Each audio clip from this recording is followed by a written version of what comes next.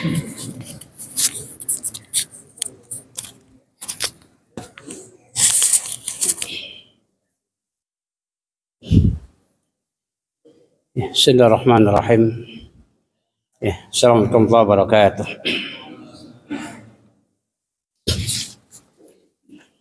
Alhamdulillah nahmaduhu wa nasta'inuhu wa nastaghfiruh.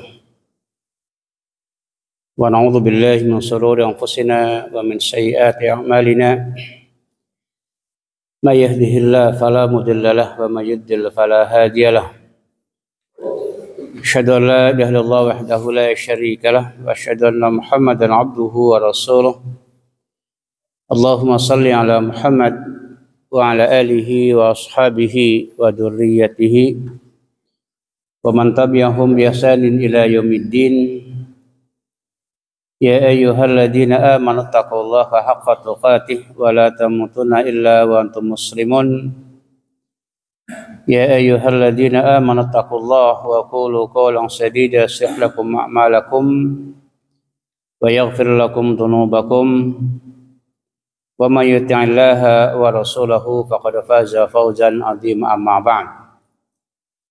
Bapak sekalian jamaah salat maghrib rahimani wa rahimakumullah, ya. Sedikit mengingatkan kembali, ya, pembahasan yang lalu, ya, bahwasanya Allah Subhanahu wa taala, ya, menciptakan jutaan makhluk di muka bumi ini, ya. Hanya dua yang dibebani taklif, ya, kewajiban oleh Allah Subhanahu wa taala, ya. Jadi Allah menciptakan jutaan makhluk di muka bumi ini, ya. Hanya dua makhluk yang taklif, dibebani kewajiban perintah dan larangan, yaitu jin dan manusia. Wa ma khalaqtul jinna wal insa illa liya'budun, kata Allah.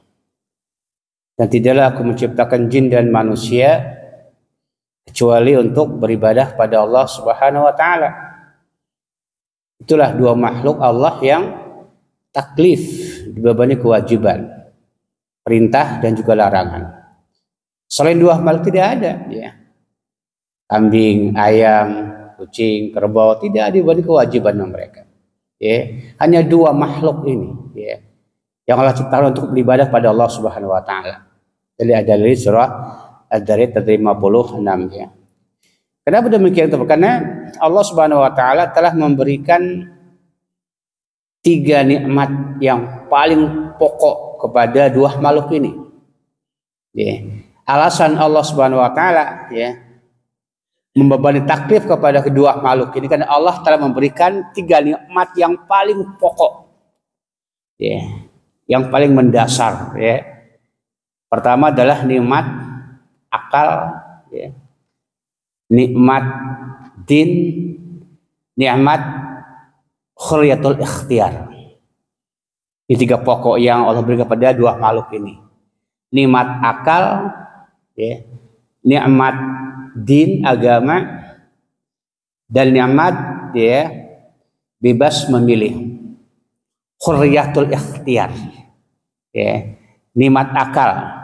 Dengan akal ini kita bisa membedakan mana tauhid, mana syirik, ya, mana sunnah, mana bid'ah, mana iman, mana kufur, ya, mana hak, mana batil, ya, mana maksiat dan mana yang taat dengan akal ini, ya.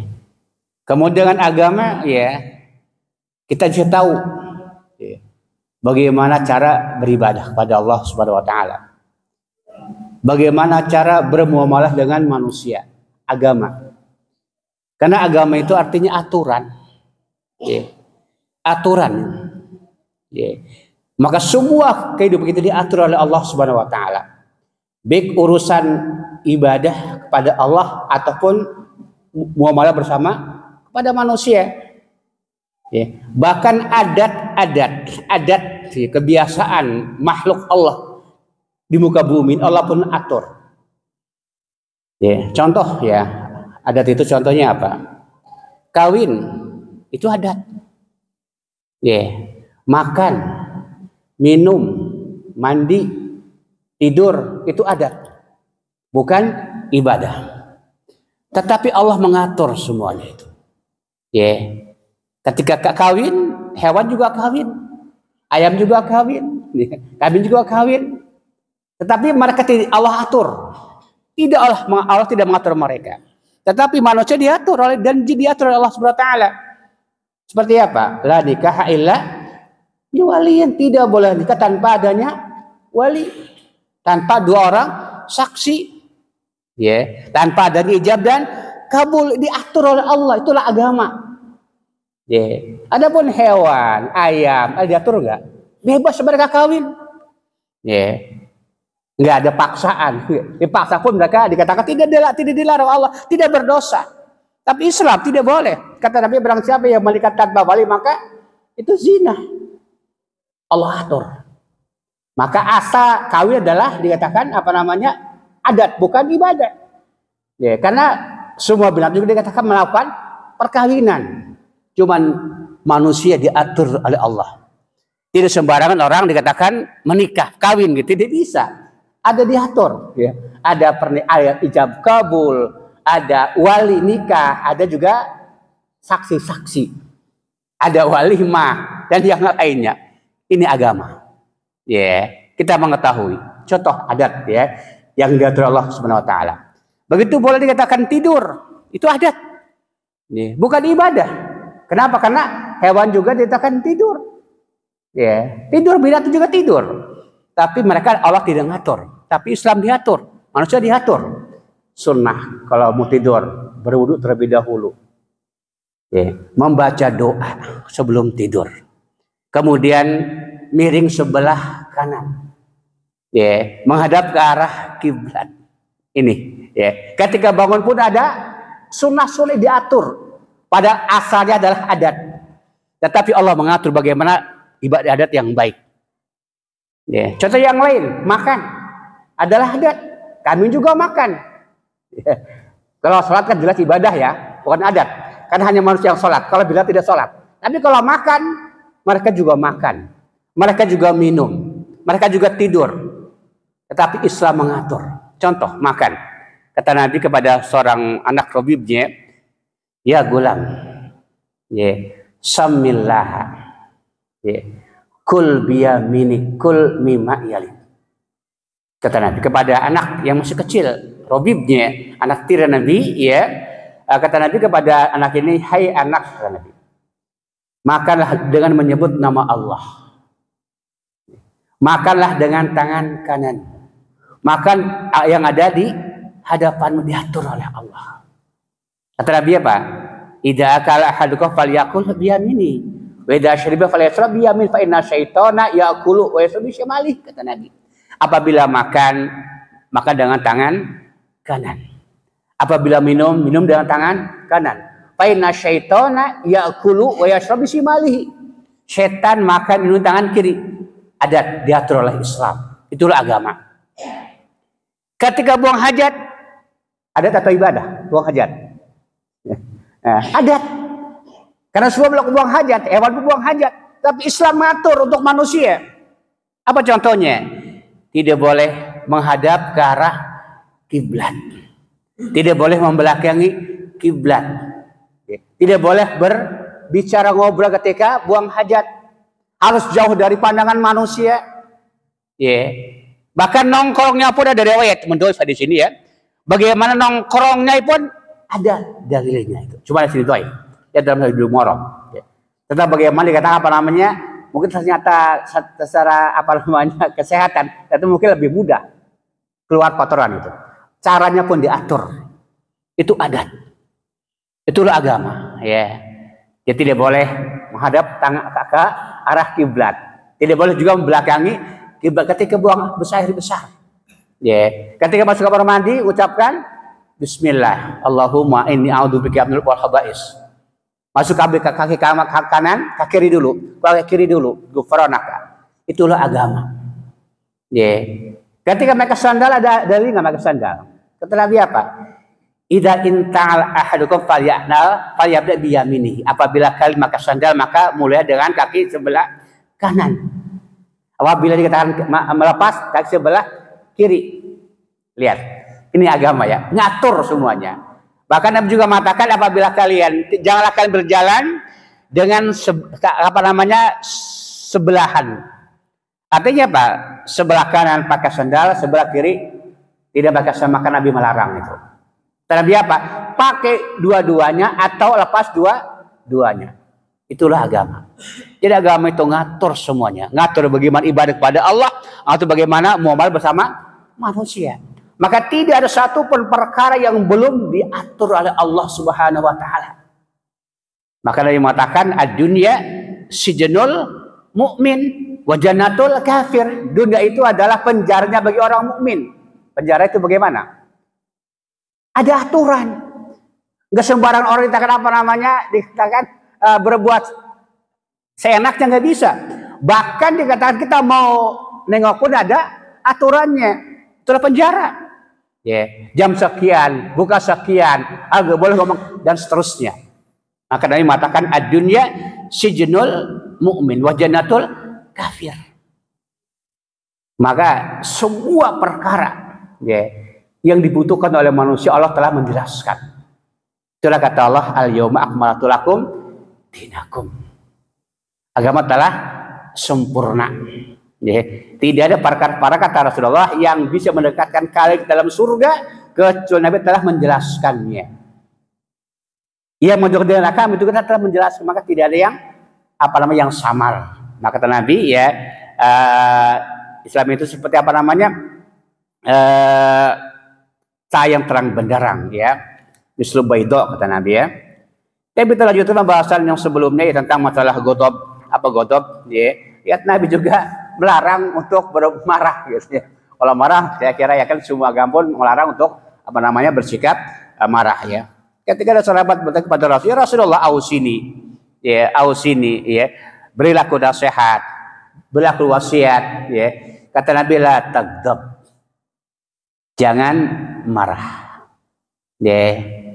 Kemudian Nabi pun mengulang sampai 3 kali. Faradda la taghdab kata Nabi. Fi riwayatin kata sahabat Humaid bin Abdurrahman ketika dia meminta wasiat kepada Rasulullah SAW, kata Nabi, la taghdab, jangan marah. Apa kata beliau? Fatafakkartu hina qala Nabi sallallahu ma qala fa idza ghadab yajma'u syarra kullahu. Setelah aku berpikir, kata beliau, ternyata marah itu adalah kumpulan dari semua kejahatan, semua keburukan. Ini kita seorang sahabat Tadi berpikir, kata beliau, ternyata marah itu adalah kumpulan dari setiap kejahatan, keburukan. Maka ketika Nabi melihat seorang sahabatnya lagi marah, berdua saling marah merah mukanya, marah matanya juga dekat merah. Kata Nabi, aku tahu satu kalimat seandainya diucapkan kalimat itu akan meredakan kemarahan tersebut. Yaitu mengucapkan a'udzubillahi minasyaitonir rajim. Ini diantara kata kiat-kiat untuk meredakan amarah dengan isti'adzah kepada Allah Subhanahu wa taala. Apa yang Nabi mengatakan fihi annal ghadab fi ghairillah Subhanahu wa taala min naj'i syaitan. Kata Imam Nawawi menjelaskan bahwa marah yang bukan karena Allah Subhanahu wa taala termasuk bisikan syaitan. Kata Imam Nawawi, annal ghadab fi ghairillah Subhanahu wa taala min naj'i syaitan. Jadi marah yang bukan karena Allah itu adalah termasuk dari bisikan syaitan. Maka disunahkan, diperintahkan untuk mengucapkan a'udzubillahi minasyaitonir rajim, isti'adzah pada Allah dari gangguan asyaiton Kemudian juga dikatakan, kemarin telah saya sampaikan tentang masalah dikatakan bagaimana sikap Rasulullah ketika menghadapi orang-orang yang mungkin tidak memusuhi Rasulullah dan yang lainnya. Nabi tidak pernah marah karena dirinya. Lihat dari dikatakan Anas bin Malik menceritakan ketika kata beliau kami bersama Rasulullah di masjid, tiba-tiba datang seorang ke masjid dari orang-orang kampung Baduy tiba-tiba dia dikatakan kencing di salah satu pojok masjid. Bayangkan, Semua sahabat dikatakan marah. Ya. Macam dikencingi gitu ya. Siapa tidak marah? Jangan orang dewasa ya. Kita aja kadang-kadang. Ketika melihat anak mungkin TK kencing di masjid, kira marah-marah enggak? Dia marah ya, apalagi orang dewasa. Dan sahabat pun marah semuanya. Apa kata Nabi kepada mereka? La tuzrimuhu. Don't. Kata Nabi, jangan dimarahi. Jangan dimarahi kata Rasulullah. Biarkan dia. Biarkan dia kata Rasulullah. Sampai dia dikatakan apa namanya? Kencingnya dikatakan beres. Setelah kencing beres, ya maka Nabi pun menunjuk pada untuk mengambilkan seember air untuk menyebor kencing tersebut. Ya. Apa kata Nabi? Mengatakan inna hadhil masajid la tasluh li syai'in min hadal baul. Kata Nabi, masjid tidak pantas untuk apa namanya suatu seperti kencing kata Nabi. Enggak boleh kencing di masjid itu. Tapi jadi untuk apa? Untuk diri kepada Allah, untuk soalnya itu kepada Al-Quran. Bukan untuk perkara-perkara yang kotor ya. Bahkan dia juga mengatakan yang lain ya, inna hadal masjid la yubalu fihi innama bunya li dzikrillahi wa lis shalah. Kata Nabi, masjid itu dibangun bukan untuk apa namanya? Untuk kencing kata Nabi. Ya. La yubalu tidak boleh kencing di dalamnya, tapi untuk zikir pada Allah, untuk salat dan yang lainnya, untuk kebaikan. Ya, namun Nabi tidak memarahi orang yang kencing tersebut. Walaupun semua sahabat katakan marah. Bahkan Nabi mengingatkan para sahabat yang marah-marah. Apa kata Nabi? Innama bu'aitum muyassirina. Lam tub'atu mu'assirina. Kata Nabi apa? Kalian diutus ya untuk memberikan kemudahan, bukan untuk memberikan kesulitan. Ya. Kemudian kita menjelaskan tentang hal tersebut ya. Ketika ada dua ditan kemungkaran, ada dua kemidorotan, maka kita pilih yang paling sedikit midorotnya. Kalau tadi kencing, ya, adalah kemidorotan kan, najis kan, ya. Kemudian apa namanya? Kalau dikatakan dibiarkan dia, apa namanya? Kita larang dia kencing, ya. Padahal lagi kencing, maka akan lebih gede midorotnya itu, akan lebih gede midorotnya. Kemana-mana? Kecil akan nyiprat ke badannya, ke pakaiannya, dan buat kasih ke mana-mana. Ini lebih gede midorotnya. Tapi kalau dihabiskan di situ, maka hanya situ yang kena najis. Itulah kata jika ada dua kemidorotan, ya, maka pilih yang lebih ringan midorotnya. Ya. Seandainya dikata ada kepada ulama disuruh berhenti, yang namanya kencing gimana? Di lagi nak kencing berhenti, gimana? Kira-kira? Ya, akan mungkin kena pakaiannya, kena badannya, ataupun kececer ke mana-mana. Maka biarkan, dia kata biarkan sampai habis. Setelah habis kata Nabi, ambil air, siram. Cukup disiram hanya tempat yang kena kencing. Tapi kalau dibiarkan, dikatakan dia berhentikan, dia harus mencuci pakaian dia, badan dia, dan juga tempat-tempat yang lain.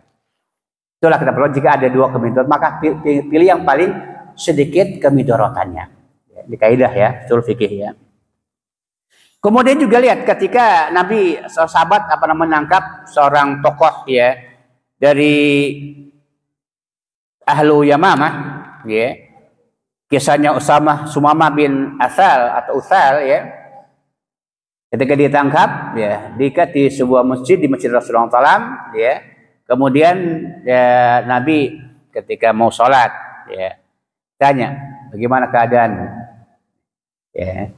Bagaimana keadaan? Nabi tidak menyiksa, dikasih makan. Hanya ditanya bagaimana keadaan. Kata dia, kalau memang kamu mau bunuh-bunuhlah saya punya apa namanya kehormatan. Jika mau harta, minta aja berapa harta yang kamu inginkan. Kata dia. Nabi tidak memedulikannya. Sampai 3 hari. Kata Nabi, lepaskan dia. Ya. Tadi lepaskan apa dia? Masuk Islam. Ya, dengan hak Rasulullah SAW. Apa kata dia? Ya. Setelah itu dia mengatakan, setelah mengumumkan keislamannya, dia berkata pada para sahabat, kepada dia depan para sahabat, di depan Nabi juga, ya Muhammad, kata dia, wallahi ma kana 'alal ardi wajhu abghad ilayya min wajhik. Ya Muhammad, demi Allah, tidak ada di permukaan bumi ini wajah yang paling aku benci daripada wajahmu. Dan pagi ini kata beliau, tidak ada di muka bumi ini wajah yang paling aku cintai daripada wajahmu. Yang tadinya paling benci paling dicintai. Kata dia mengatakan, ya Muhammad demi Allah, ya, tidak ada dikatakan agama yang paling aku benci di muka bumi ini daripada agamamu. Dan pagi ini kata dia, tidak ada agama yang paling aku cinta daripada agamamu. Dia mengatakan, demi Allah, tidak ada di muka bumi negeri yang paling aku benci daripada negaramu itu Madinah. Dan sekarang kata dia, lebih aku cintai daripada sebelumnya. Luar biasa. Karena akhlak yang baik lebih kepada tahanan tersebut, ya. Kemudian juga dari Aisyah menceritakan, ya Rasulullah, kata Aisyah, ya, hal ata alaika yaumun kana asyaddu min yaumi Uhud, pernahkah datang, ya, hari-hari yang lebih parah yang kau alami daripada perang Uhud?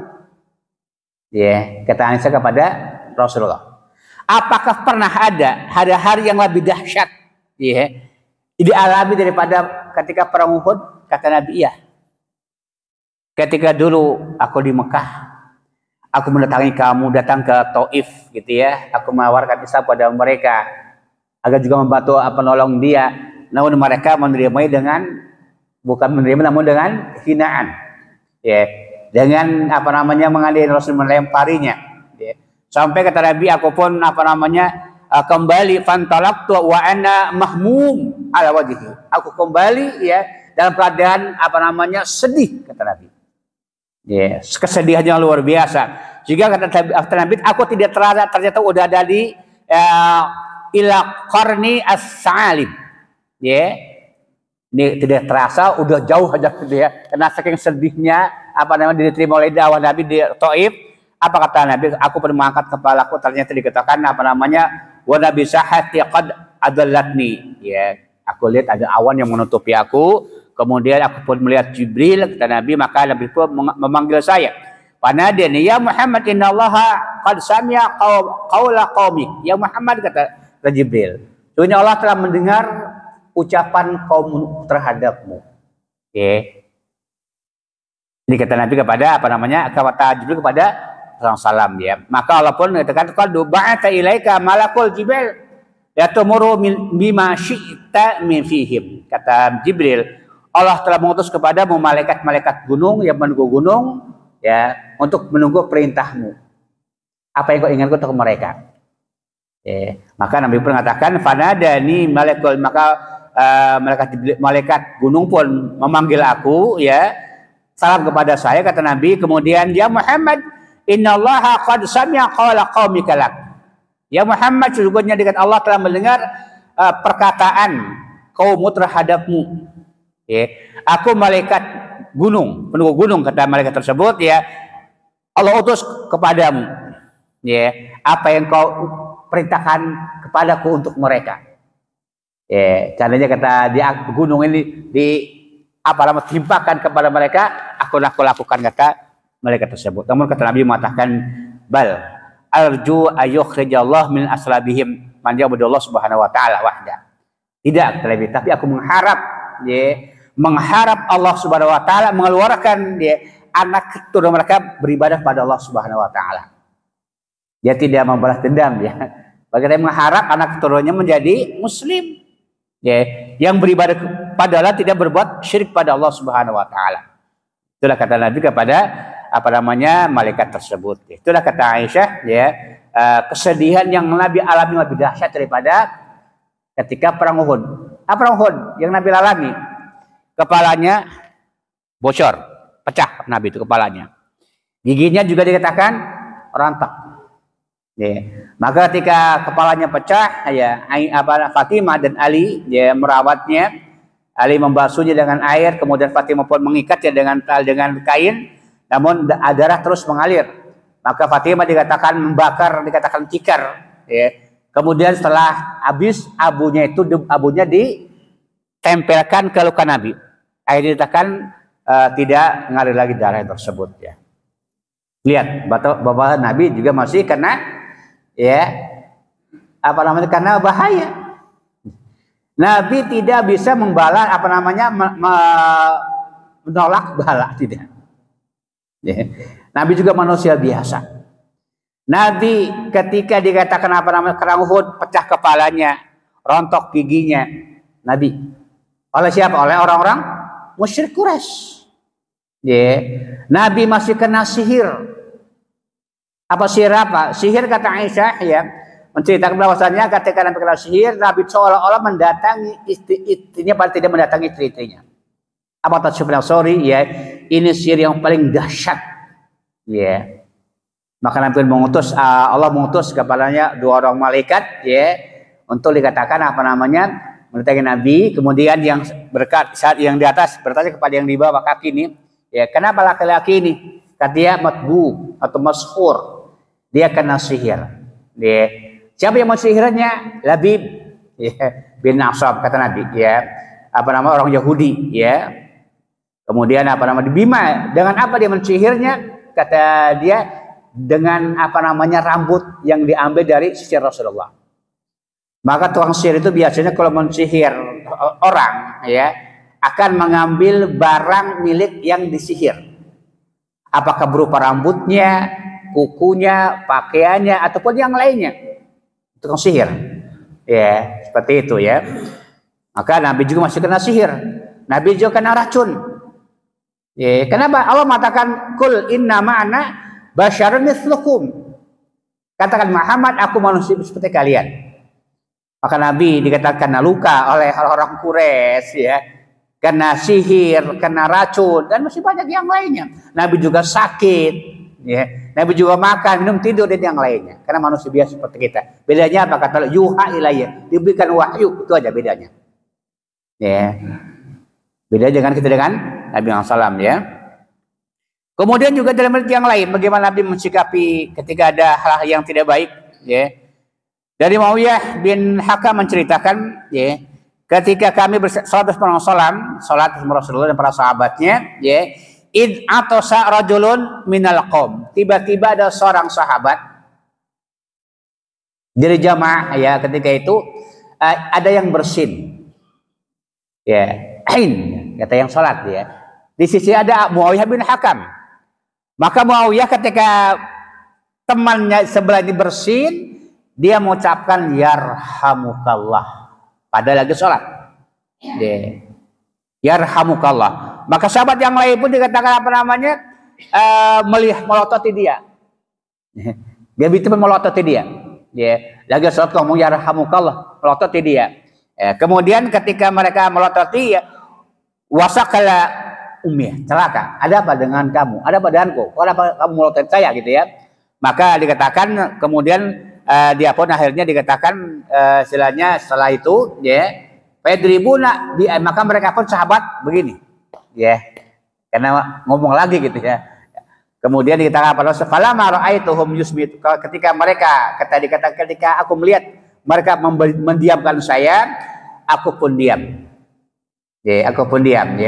Setelah sholat beres Nabi pun berkata kepada kepada dia, kata beliau, ma ra'aitu mu'aliman qablah walaban. Aku tidak pernah melihat seorang pengajar, seorang mu'alim setelah dan sebelumnya yang lebih baik pengajar daripada orang salaf. Dia tidak memarahi aku, tidak memukul saya, tidak mencela saya, tapi dia mengatakan inna hadhihi salat la yasluh fiha syai'un min kalamin nas. Innamah wa tasbih wa takbir wa qiratul. Kata Nabi, sesungguhnya saat tidak pantas berbicara dengan manusia. Innamah hiya wa tasbih wa takbir wa qiratul. Saat kata Nabi tasbih, takbir membaca Al-Qur'an. Lihat, Nabi tidak memarahi dikatakan Muawiyah bin Hakam. Padahal dia dikatakan salah ketika salat mengucapkan yarhamukallah. Apa artinya? Semoga Allah merahmati. Berarti dia ngomong dengan orang lain. Maka kata perlu menjelaskan orang yang lagi sholat bersin, maka tidak ada larangan bagi yang bersin mengucapkan alhamdulillah, enggak ada larangan. Dianjurkan, tetap disunahkan. Cuma tidak boleh keras-keras. Kalau dikatakan berjamaah, alhamdulillah. Jadi yang bersin ini tetapi tidak boleh bagi yang lainnya, temannya, tetangganya mengucapkan yarhamukallah. Kalau dia yarhamukallah, berarti dia bicara dengan orang tersebut. semoga Allah merahmatimu. Ngomong kan? Berarti dia batal sholatnya kalau tahu ilmunya. Ya. Namun karena Muawiyah tadi jahil, belum tahu, Nabi tidak menyuruh dia mengulang sholatnya. Maka orang yang melakukan kesalahan dalam sholat karena kejahilan dia, maka dimaafkan. Tidak membatalkan sholat orang tersebut. Buktinya apa? Nabi tidak menyuruh kepada Muawiyah untuk mengulangi sholatnya. Berarti dia sah sholatnya. Walaupun dia ngomong dengan temannya. Kenapa? Karena jahil. Tapi kalau udah tahu, maka batal sholatnya. Kalau dia ada apa bersih, dikatakan dia makal, maka batal dia. Seperti itu. Kecuali mungkin sengaja, refleks, beda. Ya, ada mungkin dia bersin, alhamdulillah, refleks dia, ya refleks nggak sengaja gitu ya, refleks maka beda lagi hukumnya, karena bukan disengaja ya. Jahil karena tidak disengaja maka tidak membatalkan sholat. Namun kalau disengaja maka dikatakan dan tahu maka batal orang tersebut ya. Kemudian dalam riwayat yang lain dari Abi Umamah menceritakan ada seorang pemuda, kata beliau, datang kepada Rasulullah. Apa dia berkata? Ya Rasulullah, ya, idan li bizina, izinkan aku berbuat zina. Hebat ya. Ya. Seorang pemuda datang kepada Nabi minta izin untuk berbuat zina. Sekarang ada kira-kira dia datang ke RT, ke lurah gitu berbuat zina. Kiai gitu ada nggak? Kayaknya nggak ada ya. Zaman Nabi itu ada. Maka aneh ya. Ketika kalau lihat di medsos itu luar biasa ya. Ketika ada mungkin musik di Arab Saudi, di Riyadh, bukan di Mekahnya, itu luar biasa. Ya. Seolah itu kan aibnya luar biasa gitu ya. Pada diri kita setiap saat musik di mana-mana. Ya, berapa puluh yang hajatan di negeri kita ini setiap hari. Ada musiknya enggak? Ada tuturnya enggak? Tapi enggak pernah ngomong. Ada ustad, kiai kondang, ustad kondang ya, mensoroti musik yang ada di Riyadh. Wah, kata udah tanda-tanda kiamat katanya mereka. Udah rusak orang-orang Arab gitu ya. Padahal di Indonesia lebih parah lagi. Setiap saat ada konser musik. Aneh gitu ya. Padahal tidak ada jaminan ya. Yang dijamin itu kata Rasulullah adalah kota Makkah dan kota Madinah. Ini yang dijamin oleh Allah Subhanahu wa taala. Ya. Maka saya tidak ada gitu ya. Seperti itu ya. Maka lihat kata Nabi ya, kata Abi Umar, ya Rasulullah, izinkan aku berbuat zina ya Rasulullah. Maka seluruh sahabat melotot dan marah-marah kepada orang tersebut. Ya, qalu mah kamu ini apa-apa gitu ya. Kata para sahabat kepada orang tersebut ya. Tapi Nabi mengatakan, idan li bizina. Apakah udnuh padana minhu qariban. Kata Nabi dekatkan dia. Ya, artinya dia mendekat kepada Rasulullah SAW. Ya. Dan Nabi tidak marahi ya. Cuma kata Nabi, sini dekatkan kata Nabi. Apa kata Abu Umar menceritakan ya? Qafajalasa, maka dia pun dekat dengan Nabi, duduk di hadapan Rasulullah SAW. Ya. Apa kata Nabi? Atuhibbu umuk, apakah kau mencintai ibumu? Ya. Apa kau mencintai ibumu? Dia mengatakan, ya demi Allah aku mencintai ibumu. Ya. Kata Nabi, la wala nasu yuhibbunahu li ummiha. Begitu pula kata Nabi, mereka juga mencintai ibumu. Sebab kau mencintai ibumu juga kata Nabi. Ya. Mereka juga mencintai ibu mereka. Sebab kau mencintai ibumu kata Nabi. Kemudian kata Nabi, apa kau mencintai anak perempuanmu? Ya. Atau hibbu ibnatik? Ya. Ibnatik kata dia, nah, ya. Demi Allah kau mencintai anak putriku. Kata Nabi begitu pula mereka mencintai anak putri-putri mereka. Kata, apakah kau mencintai saudarimu? Katanya dia. Sampai dikata sebutkan bibinya dari pihak itu. Akhirnya mereka pun sadar. Jadi kalau kita ada orang berbuat jahat ya, kita balikan aja. Ya. Kalau dia mau buat kamu mencintai ibumu, ya kata dia iya. Bagaimana kalau ada orang lain menzinai ibumu? Kira-kira rela nggak? Ya, tidak rela. Begitu kata Rasulullah, orang yang kamu muji tidak akan rela dengan kamu, kata Nabi. Dibalik seperti akhirnya dia pun sadar. Apa kata Nabi setelah itu? Ya, Nabi pun kata Bahwa doa yadahu alaihi, meletakkan apa namanya tangannya di atas dia orang tersebut ya. Kemudian Nabi berdoa, Allahumma ighfir dzambah wa tahhir qalbah wa hassin ya faraja. Ya Allah, kata Nabi kepada orang itu ya, ya Allah ya, ampunilah dosa dia. Ya, bersihkanlah dikata hati dia dan jagalah farji dia. Ya, Nabi mendoakan kebaikan. Ya Allah, ampunilah dosa dia, pemuda tadi, ya. Kemudian bersihkanlah hati dia dan wahsin farja, jagalah kemaluan dia. Apa kata Umar? Falam yakun ba'da dzalika al-fata yaltafit ila syai', maka setelah itu orang tersebut tidak pernah apa namanya melakukan keburukan lagi. Ya. Inilah ya apa nama Nabi luar biasa apa namanya akhlak Nabi. Ya. Sehingga dikatakan yang tadinya ingin berbuat jahat artinya menjadi orang yang betul dikatakan soleh ya.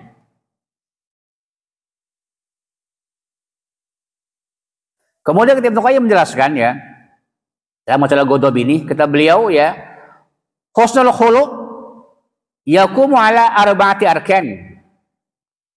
Akhlak yang baik itu tegak di atas 4 rukun. Ya. Akhlak yang baik tegak di atas 4 rukun.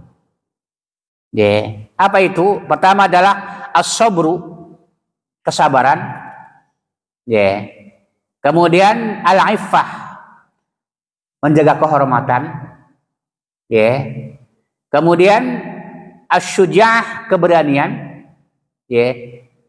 Kemudian kedua adalah al-adl, keadilan. Ini akhlak yang baik. Husnul khuluq, kata beliau adalah yakumu ala arba'ati arkan. Akhlak yang baik itu tegak di atas 4 rukun. Ya, 4 pondasi, 4 tiang, ya. Sabar, ya, menjaga kehormatan, syuja'ah dan apa syuja'ah, keberanian, ya. Kemudian al-adl, keadilan. Ini kata beliau, kata Ibnu Qayyim ya. Sedangkan kata beliau akhlak yang buruk ya juga dibangun di atas 4 rukun. Ya. Akhlak yang baik dibangun di atas 4 rukun, sabar, ya, kesabaran, menjaga kehormatan, keberanian dan keadilan. Ini dikatakan pokok-pokok akhlak yang baik 4 ini. As-sabru, al-'ifatu, asy-syuja'ah wal 'adl. Sedangkan akhlak yang buruk kata beliau ya dibangun di atas 4 rukun juga. Apa itu? Pertama adalah al-jahl. Apa jahal? Kebodohan. Karena bodoh itu dikatakan menggambarkan ya baik dianggap buruk. Seperti itu ya. Ya. Itu apa jahal. Yang kedua adalah abdulmu, kedoliman. Ya. Yang ketiga dikatakan syahwat, syahwat. Ya. Yang keempat adalah al-ghadab. Ya, ini.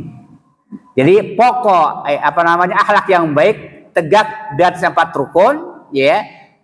Pertama adalah sabar, ya, al-iffah, asy-syuja'ah, al-'adl. Sabar, menjaga kehormatan diri, kemudian dikatakan apa namanya syuja'ah, keberanian, kemudian keempat adalah keadilan. Sementara juga akhlak yang buruk dibangun di atas 4 pokok. Kebodohan, kedoliman, syahwat dan ghadab. Apa ghadab? Marah, sifat marah. Inilah akhlak yang buruk ya.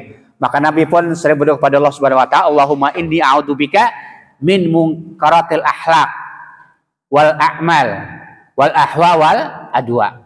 Ya, Allahumma inni a'udzubika min munkaratil akhlaq. Ya Allah, aku berlindung kepadamu dari akhlak yang buruk, perilaku yang buruk, hawa nafsu yang buruk dan penyakit yang buruk. Ini sunnah kita ucapkan kalimat ini. Ya Allahumma inni a'udzubika min munkaratil akhlaq wal a'mal wal ahwa wal adwa. Ya di dalam kitab Bulughul Maram ada ya bab doa ya. Atau juga Allahumma hdini li ahsani akhlaq la yahdi li ahsaniha illa anta wasrif anni sayyi'atiha wa la yasrif anni sayyi'atiha illa anta. Itu di antara apa ini doa Nabi kepada Allah Subhanahu wa taala. Lihat ayat sebelumnya. Ayat sebelumnya 98-nya. Kata Allah, fa idza qara'tal Qur'ana fasta'id billahi minasyaitonir rajim. Apa terus? Ayat tadi terusnya. Kan terusannya. Itu ayat 99-nya, ya kan? Yang Bapak tadi baca ayat sebelumnya. Fa idza qara'tal Qur'ana fasta'id, apabila kau hendak baca maka isti'adzah kepada Allah. Nabi aja masih diperintah untuk isti'adzah pada Allah. Masih ada gangguan. Jangan dianggap Nabi tidak lepas dari gangguan setan. Banyak gangguan setan. Apa kata Allah? Wa imma yanzaghannaka minasyaitani najin fasta'id. Apabila kau ya Muhammad ada bisikan setan, maka ucapkan a'udzubillahi minasyaitonir rajim. Nabi masih kena gangguan setan. Bahkan Nabi ketika sholat, ya, diganggu oleh setan. Datang setan membawa bara api. Nabi pun mundur. Kemudian mengucapkan a'udzubillahi minka, a'udzubillahi minka, a'udzubillahi minka, al'anuka billahi tama. Itulah kata Allah, ya. Kul innama ana basyarun mithlukum yuha ilayya. Itu bedanya. Ini Nabi juga apa namanya karena gangguan orang. Ketika perang Uhud bocor kepalanya, giginya rontok, diganggu. Setan pun masih. Ada saja yang dikatakan kata Aisyah, ya, dari Aisyah, ya, Korin yang ikut ke Nabi itu masuk Islam itu hak Korinnya, bukan yang lainnya. Ya, karena kata Nabi, sehingga kata Nabi, Korin memang ikut kepadaku tidak menuju kepada keburukan, ya, ada kepada kebaikan. Itu Korin. Adapun yang lainnya masih ada. Maka banyak ayat, ya. Faida qara'tal Qur'ana fasta'id qara'tal Qur'an. Apabila kau Muhammad hendak membaca Quran, maka ucapkanlah a'udzubillahi minasyaitonir rajim. Ya, yeah. Gitu kata Allah dalam surah ayat sebelumnya itu. Kemudian kata Allah apa namanya? Wa imma yanzaghannaka minasyaitonir najwan fasta'id billah. Apabila ada bisikan setan kepadamu ya Muhammad, maka ucapkanlah a'udzubillahi minasyaiton. Berarti masih ada. Gitu ya. Jadi enggak bertentangan, ya. Itu menunjukkan Nabi itu manusia biasa. Cuman Allah jaga. Seperti ketika dikatakan orang Yahudiyah datang kepada Nabi menghadiahkan sampil kambing, panggang kambing telah diberi racun. Nabi makannya. Ketika dimakan, kata si daging ini masmum, aku diracuni. Ya. Maka Nabi pun dikatakan memuntahkannya. Namun dikatakan di mulutnya itu ada hitam, racun, nempel. Itulah kata Anas bin Malik, penyebab kematian Rasulullah. Adapun yang makan yang lainnya mati meninggal dunia yang makan itu ketika itu. Jadi Nabi juga artinya maksum itu bukan dari gangguan, diganggu manusia, diganggu setan masih kena. Ya, jadi hadis tadi ketika a'udzubillahi minka, a'udzubillahi minka, a'udzubillahi minka al'anuka bila natillahi tamah.